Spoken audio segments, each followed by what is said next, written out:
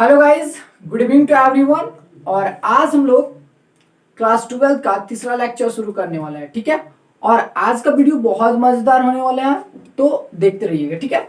तो सबसे पहली बात यह है कि हम लोग जो पिछला वीडियो में पढ़े थे ओम्स लॉ पढ़े थे और ओम्स लॉ का मैथमेटिकल निकाले थे हम लोग, ठीक है। मैं फिर से बताऊंगा कि ओम्स लॉ था क्या, सबको पता हो गया होगा, याद तो हो गया होगा सेकेंड वीडियो से, ठीक है।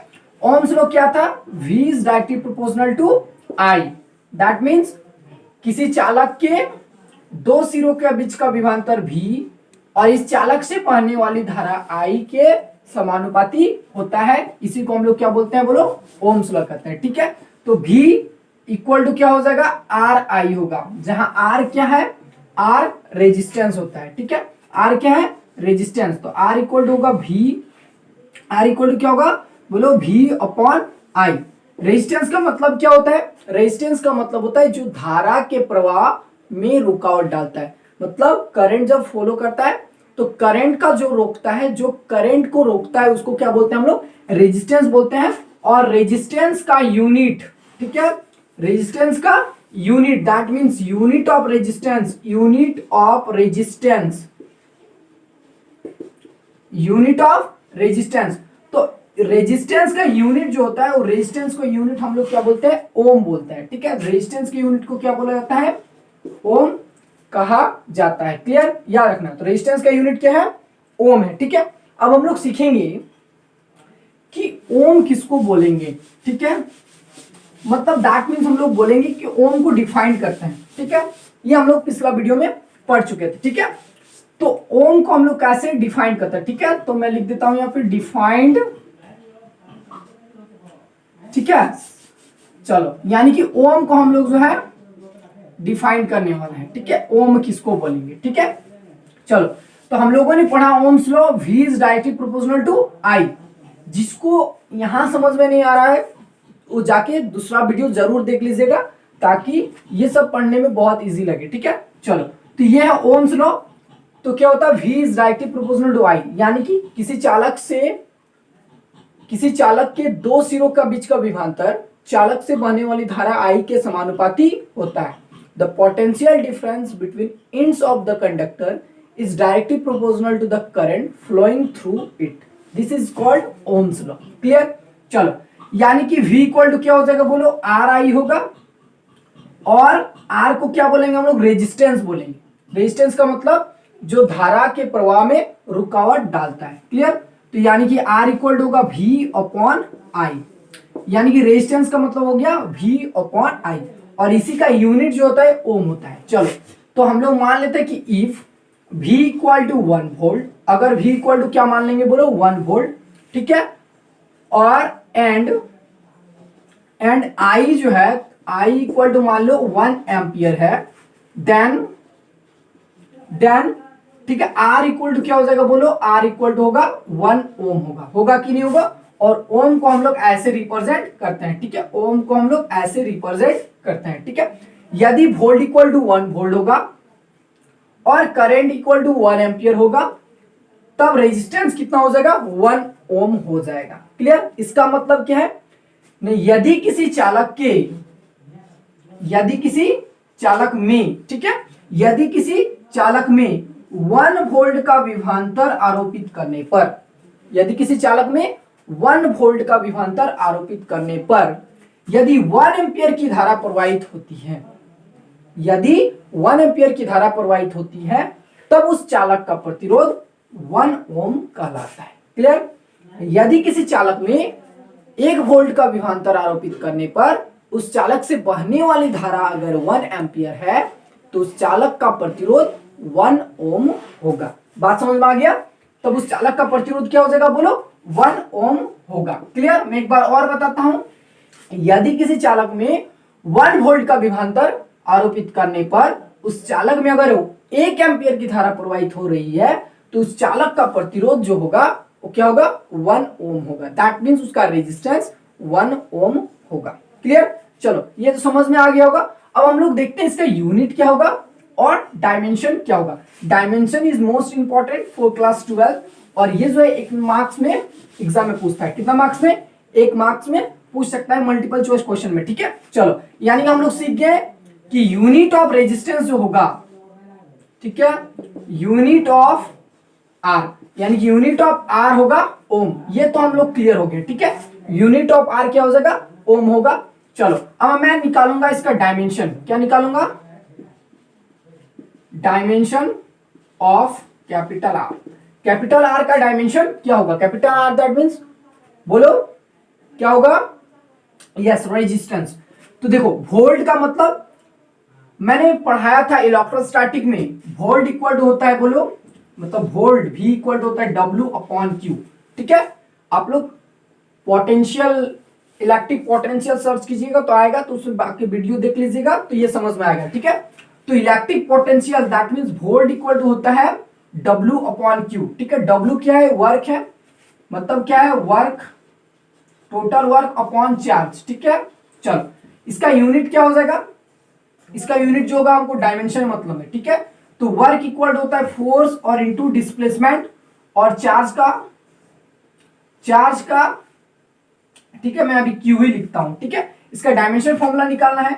तो देखो, फोर्स का जो डायमेंशन फॉर्मूला होगा, फोर्स का डायमेंशन फॉर्मूला क्या होगा, फोर्स इक्वल होता है मास इनटू एक्सेलरेशन। मास का यूनिट हो गया केजी, एक्सेलरेशन का हो गया मीटर पर सेकंड स्क्वायर। दैट मींस इसका जो डायमेंशन फॉर्मूला होगा कैपिटल एम, इसके लिए कैपिटल एल और इसके लिए कैपिटल टी, तो टी का power -2। This is the dimension formula for force, ठीक है। तो फोर्स का डायमेंशन फॉर्मूला मैं क्या लिखूंगा, एम एल टी का पावर -2। उसके बाद यहाँ पे क्या है, डी। तो डी जो है वो डिस्टेंस है, तो डिस्टेंस के लिए डायमेंशन फॉर्मूला होता है कैपिटल एल, क्लियर। उसके बाद यहाँ पे जो है वो क्या है, बोलो, क्यू है।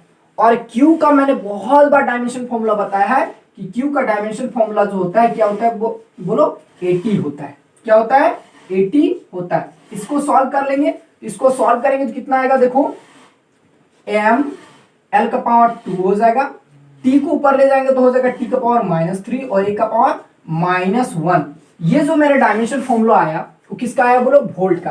तो वोल्ट का मेरे पास डायमेंशन फॉर्मूला जो है वो कितना है, मैं यहाँ पे सॉल्व करता हूँ। वोल्ट का डायमेंशन फॉर्मूला आ गया, वोल्ट का डायमेंशन फॉर्मूला आया एम एल का पावर 2, टी का पावर -3 और ए का पावर -1, क्लियर। ये मेरे पास आ गया वोल्ट का। एम्पियर का डायमेंशन फॉर्मूला क्या होगा, एम्पियर का डायमेंशन फॉर्मूला भी मैंने सेकेंड वीडियो में बताया था, और एम्पियर का डायमेंशन फॉर्मूला मैंने बताया था कैपिटल ए होता है, ठीक है। इसको सॉल्व कर देंगे, जो होगा वो मेरा रेजिस्टेंस का डायमेंशन फॉर्मूला आएगा, ठीक है। तो इसको सॉल्व कर लो, क्या हो जाएगा, बोलो, कैपिटल एम एल का पावर 2, टी का पावर -3 और ए का पावर -2। ये जो मेरा डायमेंशन फॉर्मूला आया वो किसका आया, बोलो, रेजिस्टेंस का, क्लियर। किसका आ गया, रेजिस्टेंस का, क्लियर। ये बात तो समझ में आ गया होगा। चलो, अब देखो, ध्यान से समझो। अब मैं आप लोग को जो बताने वाला हूं वो क्या बताने वाला हूं, स्पेसिफिक रेजिस्टेंस के बारे में, ठीक है। स्पेसिफिक, ठीक है, स्पेसिफिक रेजिस्टेंस। स्पेसिफिक रेजिस्टेंस का मतलब होता है विशिष्ट प्रतिरोध, ठीक है, विशिष्ट प्रतिरोध, ठीक है। विशिष्ट प्रतिरोध को हम लोग प्रतिरोधकता भी बोलते हैं। क्या बोलते हैं, बोलो, प्रतिरोधकता, क्लियर। इसको क्या बोलते हैं, बोलो, प्रतिरोधकता भी कहा जाता है, ठीक है। चलो, आज हम लोग इसी को समझेंगे सबसे पहले कि स्पेसिफिक रेजिस्टेंस क्या होता है, क्लियर। चलो, यानी कि मेरे पास क्या है, एक कंडक्टर है, इस कंडक्टर का मान लो लेंथ L है और इसका क्रॉस सेक्शनल एरिया जो है वो क्रॉस सेक्शनल एरिया मेरा A है। बात समझ में आ गया। इसका लेंथ L है और क्रॉस सेक्शनल एरिया जो है वो मेरे पास A है, ठीक है। तो किसी भी चालक का प्रतिरोध, यानी कि किसी भी चालक का प्रतिरोध जो है चालक की लंबाई L के समानुपाती होता है। That means the resistance of the conductor is directly proportional to length of the conductor, clear. यानी किसी भी चालक का प्रतिरोध जो है वो चालक की लंबाई L के समानुपाती होता है, ठीक है।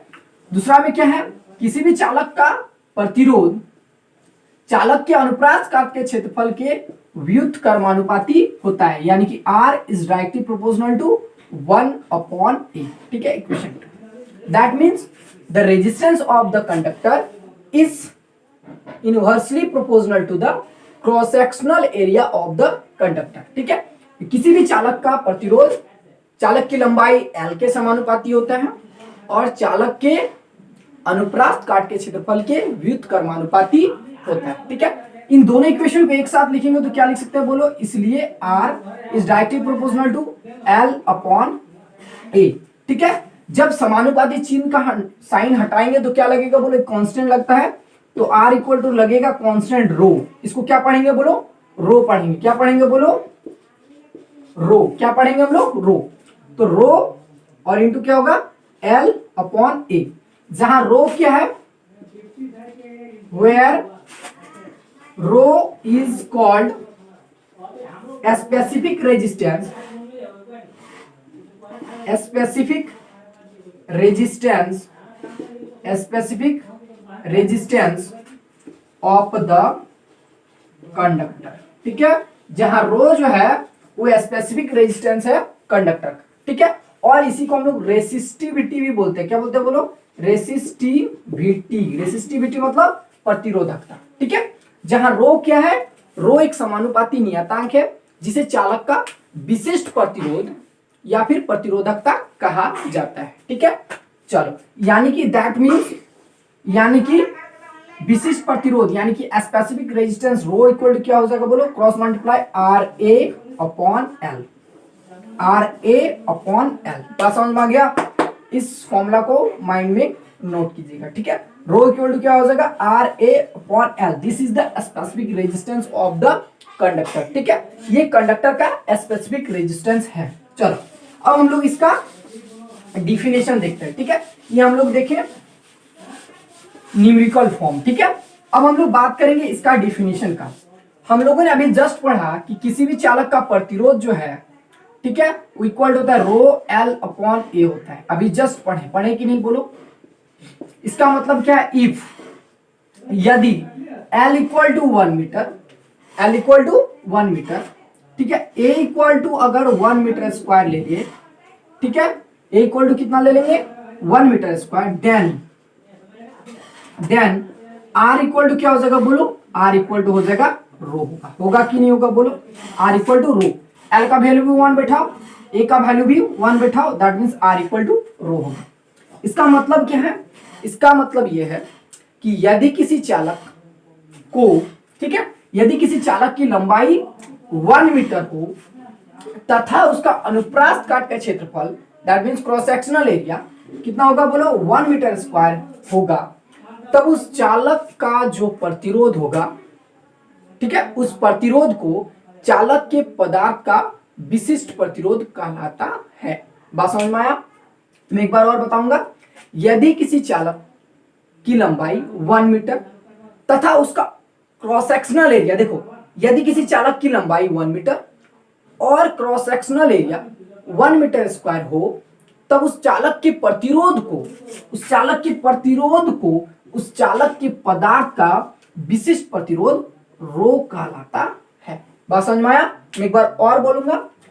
किसी चालक की लंबाई, यदि किसी चालक की लंबाई 1 मीटर तथा अनुप्रास्थ काट का क्षेत्रफल 1 मीटर स्क्वायर हो, तब उस चालक के प्रतिरोध को ही उस चालक के पदार्थ का विशिष्ट प्रतिरोध रो कहलाता है, क्योंकि क्या है मेरा, आर इक्वल टू रो। बात समझ में आ गया? गुड।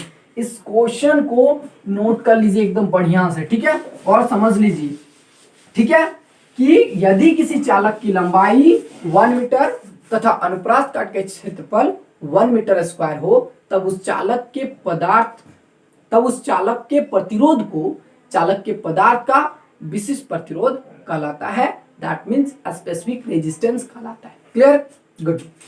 अब हम लोग बात करेंगे, मैंने आप लोग को पढ़ाया था, क्या पढ़ाया था, कि किसी भी चालक से बहने वाली धारा, सेकेंड वीडियो, मैं बार बार बोलूंगा, सेकेंड वीडियो जरूर जाके देख लीजिए, ठीक है।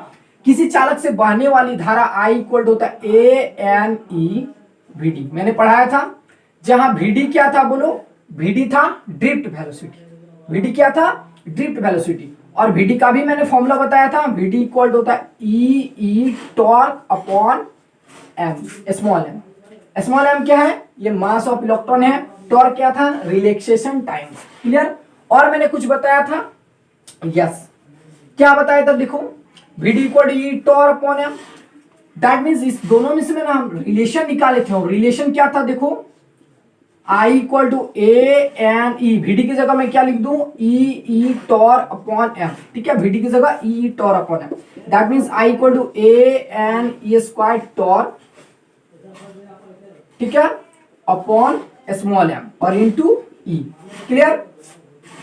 देखो यहां से हम लोग रिलेशन निकाले थे किसका, रेजिस्टेंस का। कैसे, देखो इक्वल टू हम लोग पढ़े थे, इक्वल टू होता है dV upon dr। That means V और इनटू r लिख सकते हैं। dr क्या है, दूरी है, तो दूरी को हम लोग चालक की लंबाई r लिख सकते हैं। क्लियर। तो इतना हो गया, ये तो समझ में आ गया। तो ई की जगह पुट कर सकते हैं I equal to ANE square tau upon small M, और ई की जगह क्या लिखेंगे, V अपॉन r।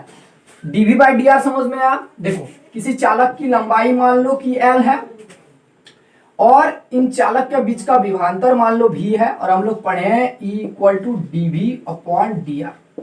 ठीक है, तो dV यानी कि दोनों का बीच का पोटेंशियल डिफरेंस कितना है, बोलो V है, तो V लिख दूं। और dr मतलब दूरी, तो दूरी कितना है बोलो, L है, तो V अपॉन L लिख सकते हैं E की जगह। क्लियर। अब देखो इस कैलकुलेशन में क्या होता है, देखो क्या होगा, बात समझ में आ रहा है, कुछ नहीं आ रहा है, चलो इसको यहां पे भेज सकते हैं, बोलो I upon V equal to ANE square tau upon ml। V को ऊपर ले जाकर प्लॉट्स इसको पलट देते हैं, तो V upon I equal to कितना हो जाएगा, बोलो ml upon ANE square tau. ठीक है, V अपॉन I को हम लोग R लिखते हैं। बात समझ में आ गया।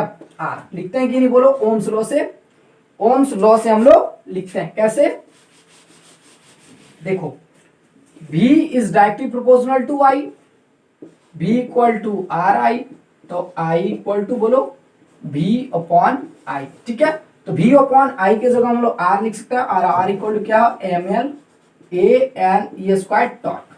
Clear, ANE square torque. ये जो पूरा पार्ट होता है ये होता है कांस्टेंट, क्योंकि किसी भी चालक का प्रतिरोध जो है कांस्टेंट होता है, और किसी भी चालक का प्रतिरोध जो है दो बात पर निर्भर करता है, और तीन बात पर निर्भर करता है, एक चालक की लंबाई पर, और अनुप्रास काट के क्षेत्रफल पर, और अलग अलग पदार्थ के लिए रेजिस्टेंस क्या होता है, अलग अलग होता है। ठीक है, इसी प्रकार क्या होगा, स्पेसिफिक रेजिस्टेंस भी जो होगा, यानी कि जो स्पेसिफिक रेजिस्टेंस रो होगा, रो इक्वल टू क्या पढ़े, RA अपॉन L। ठीक है, यानी कि स्पेसिफिक रेजिस्टेंस भी अलग अलग पदार्थ के लिए स्पेसिफिक रेजिस्टेंस का मान अलग अलग होता है। क्लियर, इतना तो समझ में आ गया होगा।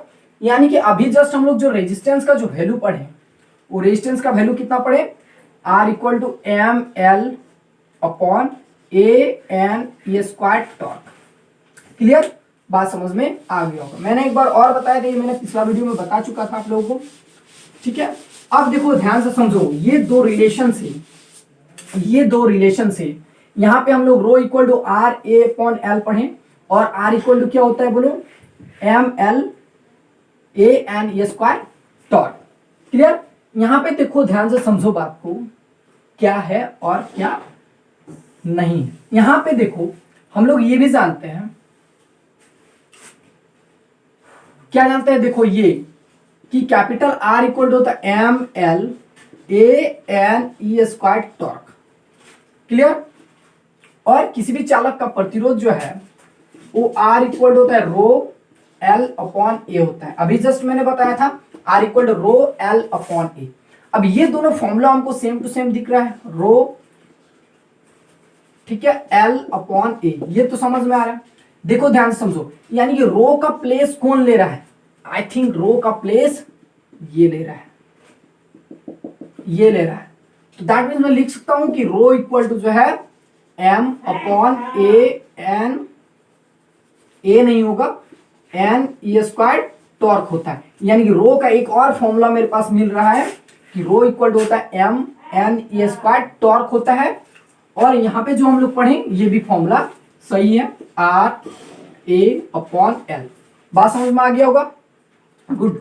तो ये फॉर्मूला माइंड में रखना है कि rho equal to M upon A N या स्क्वायर टॉर्क भी होता है, ठीक है। इसका यूज हम लोग करेंगे, मैंने निकाल के भी बताया, मैं एक बार और बताऊंगा, ठीक है। गुड। अब हम लोग ये तो पढ़ लिए स्पेसिफिक रेजिस्टेंस के बारे में। अब हम लोग पढ़ेंगे किसके बारे में, कंडक्टेंस के बारे में, ठीक है, चालकता के बारे में, ठीक है। अब चालकता किसको बोलते हैं, चालकता, यानी कि चालकता को बोलते हैं हम लोग कंडक्टेंस। कंडक्टेंस, ठीक है। चलो, कंडक्टेंस किसको बोलेंगे, तो प्रतिरोध के व्युत्क्रमण को चालकता कहते हैं, ठीक है। The reciprocal of resistance is called conductance, ठीक है। The reciprocal of resistance is called conductance and it is represented by capital G, ठीक है। यानी कि चालकता को हम लोग कैपिटल जी से रिप्रेजेंट करेंगे और कैपिटल जी इक्वल होता है 1/r। 1/r को क्या बोलते हैं, चालक के प्रतिरोध का व्युत्क्रमण, यानी कि रेसिप्रोकल ऑफ रेजिस्टेंस, ठीक है। तो कैपिटल जी इक्वल कितना होता है बोलो, जी इक्वल टू 1/ρ। बात समझ में आया, जी इक्वल टू क्या होता है, 1/ρ होता है। क्लियर, गुड, समझ में आ रहा है, 1/ρ होता है। अभी से पढ़े हम लोग आर का formula M L upon A N E square torque, मैंने अभी जस्ट बताया। R equal to M L upon A N E square torque, R के जगह पुट कर सकते हैं, यानी कि जी इक्वल टू कितना हो जाएगा बोलो, जी इक्वल टू हो जाएगा 1/m l a n e square torque. Clear, ये होगा। अब देखो ध्यान समझो, यानी कि कैपिटल जी इक्वल टू होगा a n e square torque upon m l, ठीक है। यानी कि किसी चालक का चालकता जो है वो किन किन बातों पर निर्भर करता है, चालक के अनुप्रास काट के क्षेत्रफल पर डिपेंड करता है और चालक की लंबाई पर डिपेंड करता है। यदि किसी चालक की लंबाई को बढ़ा दिया जाए तो चालक का चालकता जो है वो घट जाएगा, चालक का चालकता क्या हो जाएगा, घट जाएगा। अगर चालक के अनुप्रास काट के क्षेत्रफल को बढ़ा दिया जाए तो फिर चालक के चालकता क्या हो जाएगा, बढ़ जाता है, ठीक है। बाकी सब तो कांस्टेंट है, समझ में आ रहा है, गुड। ये हम लोग पढ़ लिए।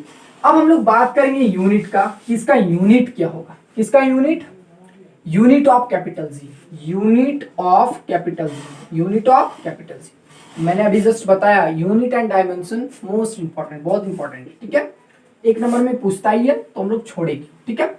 हम लोग जानते हैं कि रेजिस्टेंस का जो यूनिट होता है वो होता है ओम, यानी कि यूनिट ऑफ कैपिटल जी हो जाएगा 1/ओम, दैट मीन्स पर ओम। इसको क्या बोलेंगे, पर ओम को हम लोग क्या बोलते हैं बोलो, मोहो भी पढ़ते हैं, क्या पढ़ते हैं बोलो, मोहो भी पढ़ते हैं, ठीक है, मोहो भी होता है, ठीक है, याद रखना।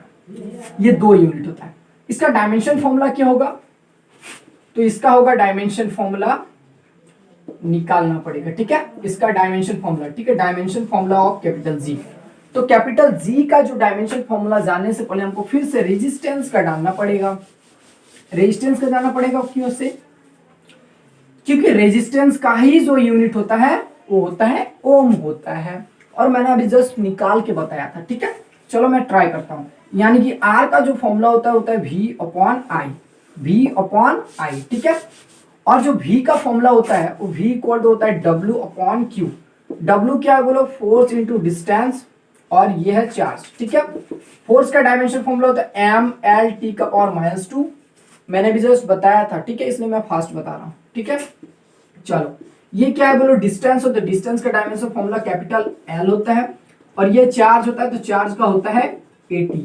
सॉल्व कर लो तो हो जाएगा कितना, mL/2 T⁻², T⁻3, एक T ऊपर जाएगा तो T⁻³ और A⁻1, यानी कि ये V का फॉर्मूला है, यानी कि V के लिए हो जाएगा कितना, mL/2 T⁻³ A⁻1, और ये क्या है, करंट, करंट का डायमेंशन फॉर्मूला होता है capital A, that means solve करेंगे mL/2 T⁻³ और A⁻²। This is the dimension formula for resistance, ठीक है, ये मैंने 2 बार बताया। चलो, यानी कि कैपिटल जी का अब हम लोग निकाल सकते हैं इजिली से, कैसे, यानी कि मैं लिखूंगा यहाँ पे 1/, ये वैल्यू मतलब mL/2, ठीक है, T⁻³ टी का पावर -3 a का पावर -2। इसको ऊपर ले जाऊंगा, जो वैल्यू आएगा वही मेरा क्या होगा, dimension formula for capital G का हो जाएगा, यानी कि m का पावर -1 हो जाएगा, l का पावर -2 हो जाएगा, t का पावर 3 हो जाएगा और a का पावर 2 हो जाएगा। ठीक है, this is the dimension formula for what, capital G. Clear, good. अब मैं बता देता हूं आप लोग को क्या, चलो देखते हैं। अब मैं बात करूंगा स्पेसिफिक कंडक्टेंस के बारे में। किसके बारे में, स्पेसिफिक। ठीक है, स्पेसिफिक कंडक्टेंस, स्पेसिफिक कंडक्टेंस यानी कि विशिष्ट चालकता के बारे में। किसके बारे में बोलो, विशिष्ट चालकता, विशिष्ट चालकता। विशिष्ट चालकता को सिग्मा से रिप्रेजेंट किया जाता है। ठीक है, विशिष्ट चालकता को सिग्मा से रिप्रेजेंट किया जाता है। ठीक है, तो विशिष्ट चालकता किसको बोलेंगे हम लोग, स्पेसिफिक रेजिस्टर, स्पेसिफिक कंडक्टेंस किसको बोलेंगे, तो स्पेसिफिक कंडक्टेंस बोलते हैं the reciprocal of specific resistance is called specific conductance. मतलब किसी चालक के विशिष्ट प्रतिरोध के व्युत्क्रमण को विशिष्ट चालकता कहते हैं। ठीक है, गुड। यानी कि सिग्मा इक्वल हो जाएगा 1/ρ।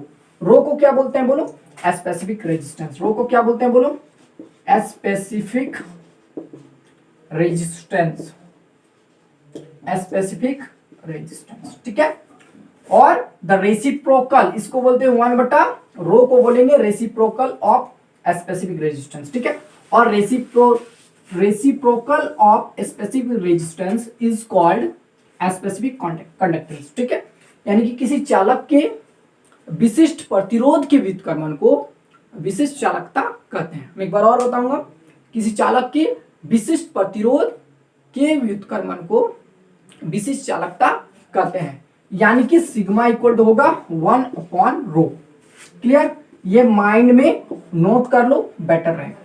चलो, अब इसका डायमेंशन फॉर्मूला क्या हो जाएगा, यूनिट डायमेंशन दोनों निकाल लेते हैं। गुड, यानी कि यूनिट ऑफ सिग्मा, तो यूनिट ऑफ सिग्मा क्या हो जाएगा बोलो, 1/ρ का यूनिट पता है क्या, चलो नहीं है तो हम निकालते हैं। कैसे निकालेंगे बाबू, सिंपल सा, वही जो हम अभी जो पढ़े उसी का यूज करें। किसी चालक का प्रतिरोध चालक की लंबाई l के समानुपाती होता है। किसी चालक का प्रतिरोध चालक के अनुप्रास काट के क्षेत्रफल a के समानुपाती होता है, यानी कि R इक्वल टू हो जाएगा, R is directly proportional to L/A, that means R equal to हो जाएगा रो L/A, यानी कि रो इक्वल टू हो जाएगा RA/L। कुछ समझ में आया, गुड। अब इसका हम लोग निकालेंगे क्या, यूनिट। तो यूनिट कैसे निकालेंगे, सिंपल सा ट्रिक है, देखो इसको क्या बोलेंगे बोलो, रेजिस्टेंस का ओम होगा। ये क्या, एरिया, एरिया का होगा मीटर स्क्वायर। नीचे में क्या है बोलो, मीटर है, क्या हो जाएगा, लेंथ है तो लेंथ का यूनिट मीटर हो जाएगा, यहां से यहां कैंसिल, यानी कि ओम मीटर। क्या हो जाएगा बोलो, ओम मीटर। यानी कि रो का जो यूनिट आया मेरा ओम मीटर आ रहा है। क्या आ रहा है बोलो, ओम मीटर आ रहा है। ठीक है, अगर हम लोग यूनिट जानते हैं तो उसका डायमेंशन भी इजिली निकाल सकते हैं। कैसे, ओम का मैंने अभी 2 बार बताया डायमेंशन निकालना। फिर बगल में क्या है, मीटर है, तो मीटर का डायमेंशन फॉर्मूला पुट कीजिए, ओम का डायमेंशन फॉर्मूला पुट कीजिए और स्पेसिफिक रेजिस्टेंस का डायमेंशन फॉर्मूला निकाल सकते हैं। गुड, समझ में आ गया होगा, गुड। अब देखो यहाँ पे रो 1/ρ, तो रो का मैंने अभी यूनिट क्या निकाला बोलो, ओम मीटर। अब बोलो सिग्मा का भी हम लोग जानते हैं, कैसे, ऊपर ले जाएंगे तो ये हो जाएगा पर ओम। क्या हो जाएगा बोलो, पर ओम और पर मीटर।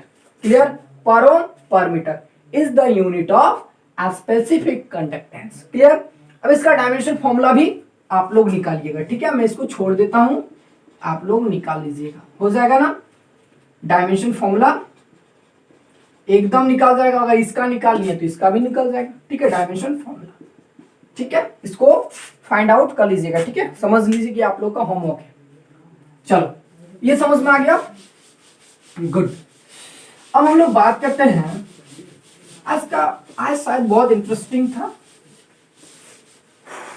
हमको तो लगा, आप लोग को पता नहीं। चलिए, अब हम लोग जो फाइनल में हम लोग जो पढ़ने वाले हैं, फाइनली लास्ट वीडियो में मतलब लास्ट टॉपिक में बता रहा हूं। ठीक है, आज हम लोग पढ़ेंगे एस्टैब्लिश द रिलेशन बिटवीन, ठीक है, एस्टैब्लिश्ड द रिलेशन बिटवीन, ठीक है, रिलेशन बिटवीन, ठीक है, मैं डायरेक्ट फॉर्मूला लिख देता हूं, ठीक है, J equal to sigma E, J equal to sigma E. ये रिलेशन को क्या करना है, एस्टैब्लिश करना है, ठीक है, गुड। अब देखो ध्यान से समझो, यहाँ पे क्या क्या मैं इंट्रोड्यूस करा देता हूं। J जो है वो है धारा घनत्व, J क्या है बोलो, धारा घनत्व, यानी कि current density, current density, current density, ठीक है। जो सिग्मा है वो है स्पेसिफिक कंडक्टेंस, मैंने अभी जस्ट पढ़ा है, स्पेसिफिक कंडक्टेंस। स्पेसिफिक कंडक्टेंस मतलब, स्पेसिफिक कंडक्टेंस मतलब, स्पेसिफिक कंडक्टेंस मतलब विशिष्ट प्रतिरोध, नहीं विशिष्ट चालकता। क्या बोलेंगे बोलो, विशिष्ट चालकता। स्पेसिफिक कंडक्टेंस मतलब विशिष्ट चालकता, ठीक है। और ई क्या है बोलो, ई है इलेक्ट्रिक फील्ड, ई क्या है बोलो, ई है इलेक्ट्रिक फील्ड, ई है हमारा इलेक्ट्रिक फील्ड है, ठीक है। अब इन तीनों में इसमें रिलेशन क्या होगा वही जानना है, ठीक है।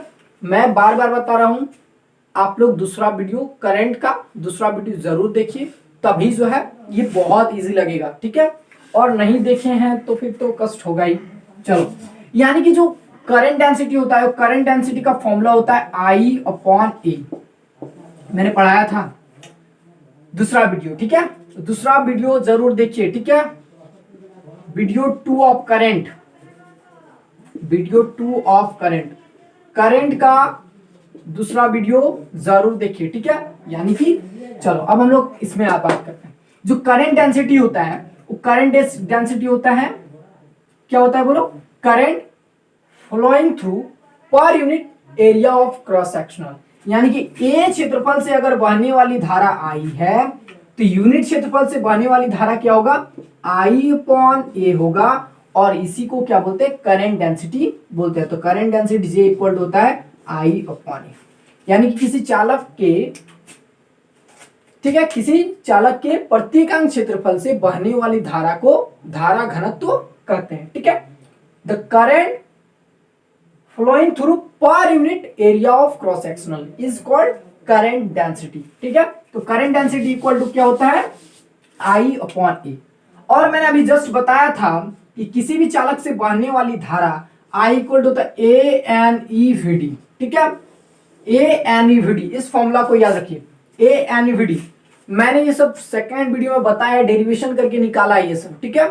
आप लोग देखिए, जरूर देखिए सेकेंड वीडियो, ठीक है। तो किसी चालक से बहने वाली धारा कैपिटल I इक्वल होता है ANEVD होता है, क्या होता है, ANEVD, ठीक है।